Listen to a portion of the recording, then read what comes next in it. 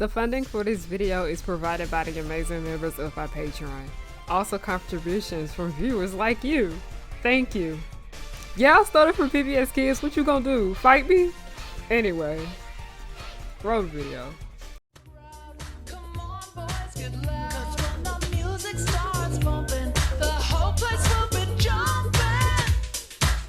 It's my scene, you know what I mean. Hey y'all, it's Hariana and I'm back with another video. Hi, hello, how are you doing? My name is Hariana. Welcome to or welcome back to the pirate ship, also known as Harriet's pirate ship. I am the captain. You were not my first mate, and I got no first mate because you want to know why?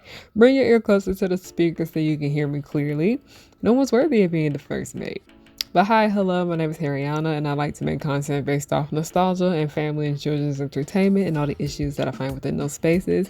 Today, we are here with an art commentary video simply because I need to get something uploaded, and these 3 videos that I have been working on are nowhere near done, like, at all. But I didn't want to have you guys hanging for a bit because I recently posted the girl failures video, which you guys should check out. It was fun. But here, this one is going to be more of a chit chat art commentary video as I talk about the things that catch my interest as I draw. So today I just have this picture up of my friend that I am drawing of her. She did a Rose Levinon cosplay.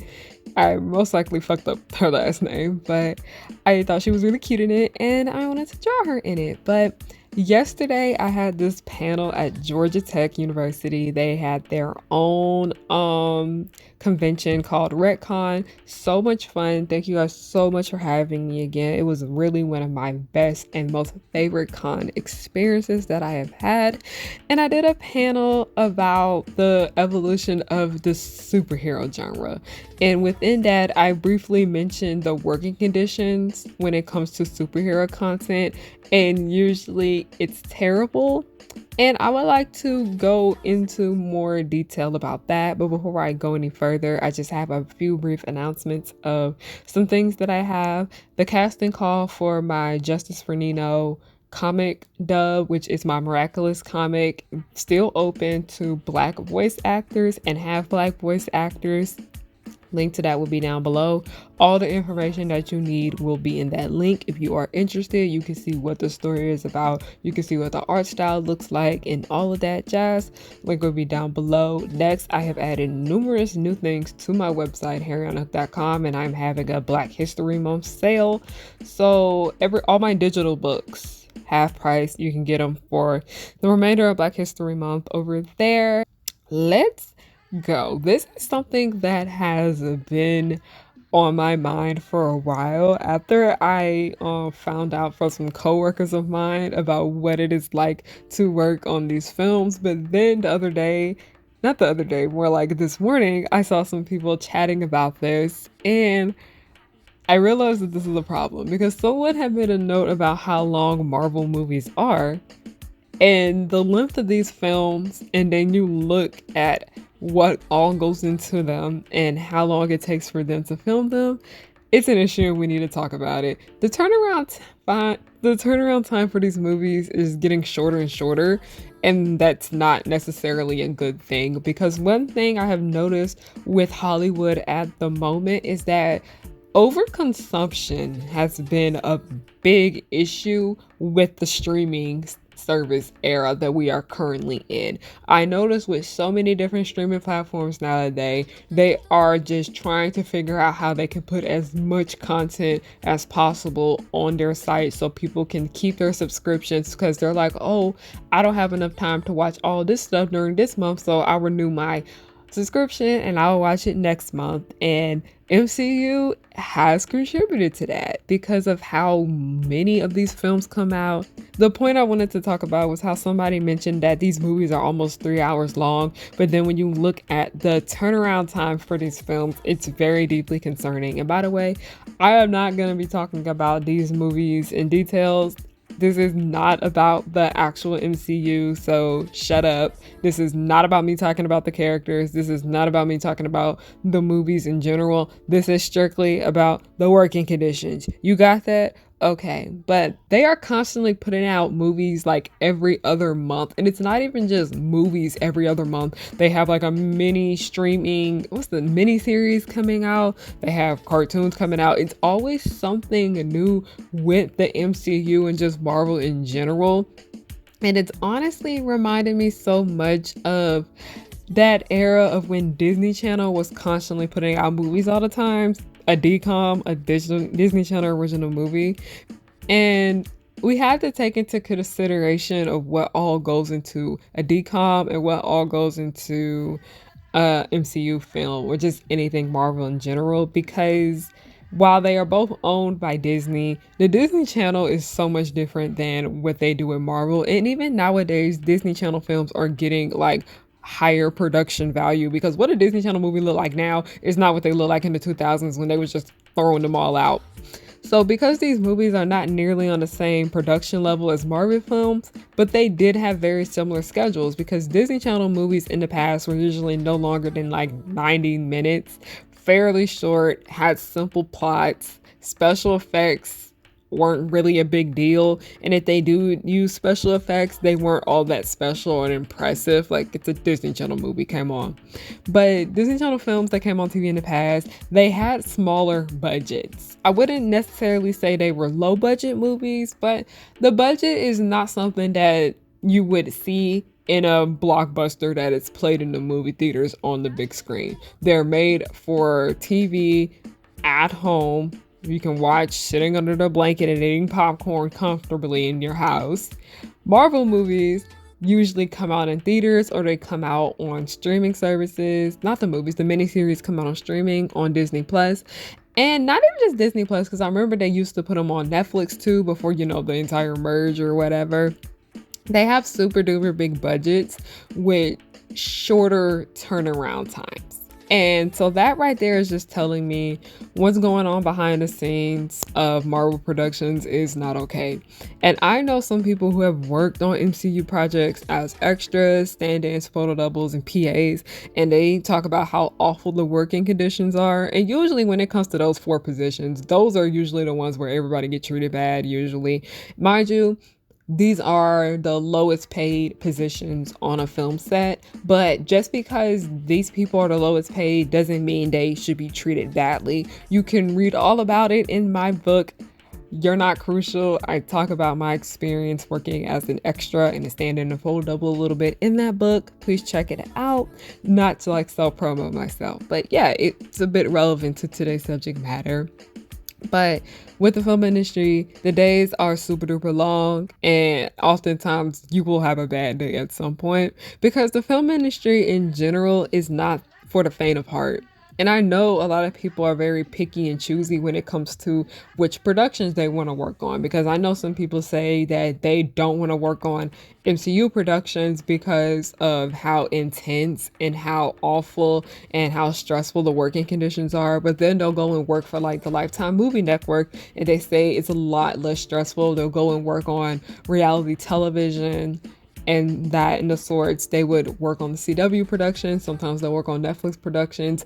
Not all productions are treated equally, and I could go ahead and even say this as someone who has done extra work for a Lifetime movie and a Netflix TV show. Two different atmospheres. The Lifetime production was a lot more chill and laid back, and I had a lot more fun. I had a way more enjoyable experience than the Netflix production, despite the Netflix production being like one of the most popular shows in the entire fucking world. Like, I'm not even joking. There were people that flew across the country to try and be an extra on this series. That's how big of a deal it is. But nobody was really flying out of town to come and be an extra on this Lifetime movie. Okay? But mind you, everything was a lot more chill and relaxed over there, because I feel as if because Lifetime movies are movies that are just strictly made for television, strictly made for streaming, nothing like too serious or whatever. They're just like nice comfort films that you just watch on the weekend. But with an MCU film, it's not going to be the same, simply because of what the outcome is supposed to be. And long days are always going to be there. We had long days working on the Lifetime film, super duper long days working on the Netflix film. They were about the same, but the conditions were so much different. But with the MCU, it's a different kind of stress with the long days. And I will read to you guys a bit from this article that I found from an VFX supervisor that was just talking about how awful these working conditions are. And basically, it just confirmed everything that I have been hearing for years from my peers about these productions. So, a VFX artist has described the difficult working conditions Marvel has reported being perpetuating in recent productions of its films. Marvel is perhaps the most powerful force within the film industry. Due to huge box office grosses and ever-expanding lineups of television shows on Disney Plus, this track record of success has given the studio an overwhelming influence over the direction of industry practices. With even more additions to the Marvel Cinematic Universe slate incoming, the demand from post-production houses has been even higher. Now, an anonymous VFX artist has spoken with Vulture about their experiences with Marvel's industry practices. The artist describes the tenuous relationships between VFX houses and Marvel Studios, stating that there is an incentive to keep the studio happy at all costs. If an effect house underdelivers or denies a request, there is a serious threat of missing out on job opportunities going forward. When competing for Marvel jobs, effect houses are far more likely to be underbid, leading to staffing shortages. The artist claimed that a typical VFX job requires a team of 10 workers. With Marvel films, that's the same workload is handled by just 2 artists. As a result, understaffed and overworked artists must meet the continuous demands of the studio, often right up a film's release. Maybe a month or two before a movie comes out, Marvel will have us change the entire third act. It has really tight turnaround times. So yeah, it's just not a great situation all around. Some of the problems I mentioned are universal to every show and every project. But you end up doing less overtime on other shows. You end up being able to push back more on the directors. When they say something like, hey, I want this, you can be like, this doesn't make sense. Not every client has that bullying power of Marvel. Also, with the subject of the MCU, people have spoken up about how they dislike working on these movies, or they just won't come out explicitly and say it, but you can tell they just did not have that much of a great time. And so it has gone from like bad to worse, or from what I like to fucking say, it's gone from worse to worser.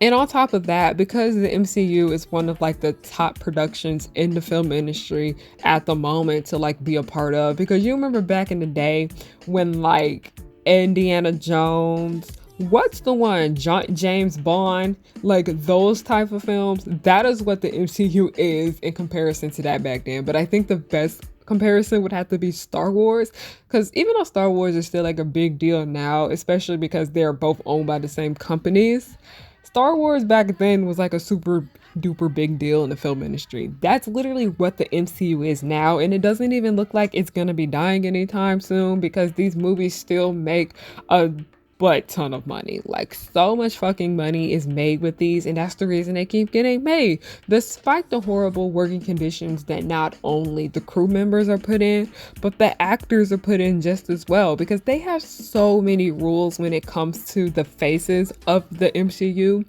which I understand for the sake of protection of the production. But y'all, just look at some of this shit on here, because some of it is reasonable, but some of it is just ridiculous. In order to become an Avenger, MCU actors are required to complete demanding workout routines every day and maintain a strict diet, specially formulated to mold them into a superhero physique, which is very much fat phobic. But continuing, most Marvel actors are obligated to log around 2 hours of gym time a day and keep a diet consisting of mainly boiled chicken and fried oats. Where's the flavor? But anyway, these requirements are taken very seriously, and actors are given warnings if they miss even a single workout. Elizabeth Olsen disclosed some of these society practices at Seattle ACE Comic Con, revealing how strict script ratings are kept. In order to even read a full script, Olsen explains, actors had to turn in any cell phones before entering specially designed rooms. These script reading rooms were completely windowless, and actors were only permitted to enter alone and only one time. Since these only had one chance to go into these rooms, this meant that they had to finish the script in one sitting. Olsen also revealed that the convention that none of the actors had any kind of inkling of Infinity War plot until they were all piled in a secretive van and given a full rundown. Many actors revealed that they have been giving fake scripts detailing after they began filming, as Marvel had placed various changes in each script so they could determine the origin of any potential leaks. In fact, Tom Holland didn't even find out he was going to be turned into dust until moments before filming his The Menace. Although reshoots are commonplace on most sets, they're taken very seriously by Marvel. Reshoots in the MCU are prevalent due to the complexities that emerge as several different storylines intersect, such as when heroes like Iron Man and Captain America come together for blockbusters like the Avengers films. In order to maintain continuity across the franchise, reshoots are often needed as the overarching plot evolves. As part of their contract, all MCU actors are obligated to show up for reshoots, regardless of what project they might currently be working on. Idris Elba shed more light on his own struggle with reshoots for Thor: The Dark World during an interview with The Telegraph. "This is torture, man. I don't want to do this," he recalls saying, but his agent insisted, "You have to. It's part of the deal." Elba's frustrations come from the fact that he was called back for Thor reshoots while filming Mandela Long Walk to Freedom. After getting into the headspace for a serious role portraying a figure such as historical importance, gluing on some fake hair to return to Asgard as Heimdall was apparently quite jarring for the actor. The contracts that actors sign when joining the MCU are very different from usual agreements in showbiz. Instead of signing up for a single movie or series at a time, Marvel actors must initially sign a contract that outlines exactly how many films they will appear in as a main character. However, unlike most contracts, this agreement also includes a clause that requires actors to appear in any MCU movie while the contract is still active.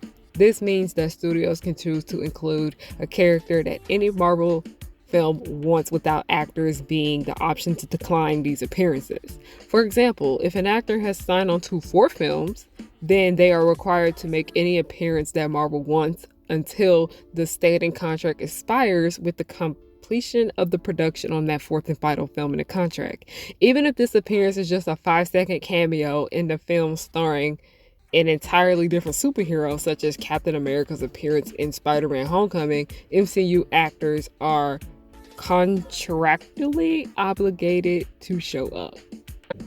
And this is the final piece that I'm going to read from this article. All sources will be linked down below. This shit is giving K-pop idol.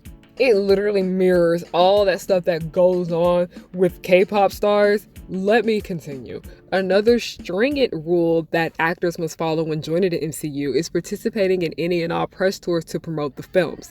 An actor's attachment to any given Marvel movie is far from over once the camera stops rolling. Not long after they are taking off their costumes, they begin packing for traveling, carnivals, mispronounced that badly, of interviews. These tours are extensive and can lead to actors extremely exhausted and jet lag. Not only are these events lengthy, they are hosted at a variety of international venues. Rather than focus on a single city or even country, the press tours are held all across the world to garner maximum exposure for the upcoming film in question. MCU actors could find themselves in China one night and Europe the next, struggling to plaster a smile on their face despite sleep deprivation. The exhaustion could lead to some weird moments. Sometimes the promotion begins before the production is even done, and actors may be required to attend major conventions between shooting hours. The production for the MCU seems to be very stressful all around for people.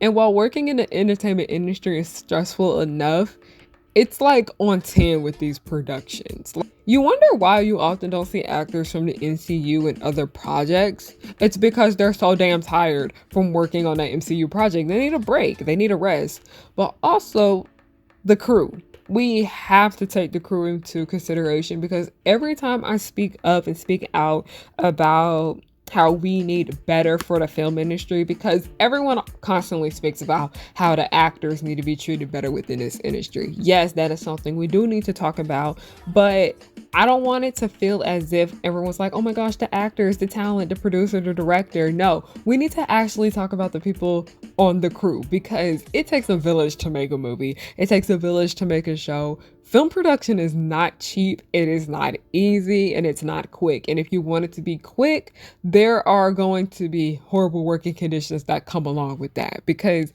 these movies are just being made too fast. Sorry, not sorry, they're just being made way too quickly. And I'm not going to state any of my opinions on how I feel about these productions because no, but I see what people are saying online too. And they're like, yeah, it feels rushed. And I was like, well, because it is rushed. Like the productions are rushed. It makes no sense why they had that such short turnaround time for a movie that is 3 hours long. It's ridiculous. But we gotta talk about the crew because the crew doesn't necessarily have the same privilege as a lot of these actors do. Because a lot of the actors that are in MCU films, most of them, which you would consider to be A-listers, B-list, C-list at like least, but the crew doesn't necessarily have the same privileges as these actors do because a lot of actors are wealthy. Let's just go ahead and say that. They're rich, unless you're like a Sydney Sweeney type and you're very terrible with spending your money. I'm sorry. Sis made a 6 figures from working on Euphoria. What the fuck are you spending your money on for it to go that quickly? And you want to complain talking about actors can't take breaks. Girl, bye. But still, the crew doesn't have the privilege of a Sydney Sweeney to take a break because Sydney has the privilege to take a break. She's just bad at spending her money. But anyway, the crew, I'd say a great amount of them are living very much paycheck to paycheck to paycheck because if they aren't working on set during like the week, they usually are working on something else on the weekends. We constantly see this with the animation industry where a lot of people that work in animation on the weekends, they are busy doing commissions because they are needing to put food on the table and they need to have their rent paid. It's a lot. It's crazy. The things that people go through just so they can be a part of creating an entertainment that is enjoyed by many. It's insane. And when it comes to the crew members that work on just films in general, but especially speaking about the Marvel productions, once one production ends, they are like working on another. They're constantly working back to back to back to back to make sure that they are, paid and fed and make sure they're good. But are they necessarily healthy? No. Is anybody in the film industry healthy? Who knows? With the actors of the MCU, they can take a break. Like, they have the option to be like, I don't want to go work on something else because I already know I'm going to have this MCU project going on later. So I know I have that financial stability. I can take a break and rest here and then go work on that later. Or if I want to, audition more when my contract's up, I can do that. With the crew, it is not like that. I know so many of them like, hey, this production ends this week. I literally can only take a week off, which is not enough rest for what goes into these productions because these things are taxing on your body, not just your physical health, but your mental health. All right.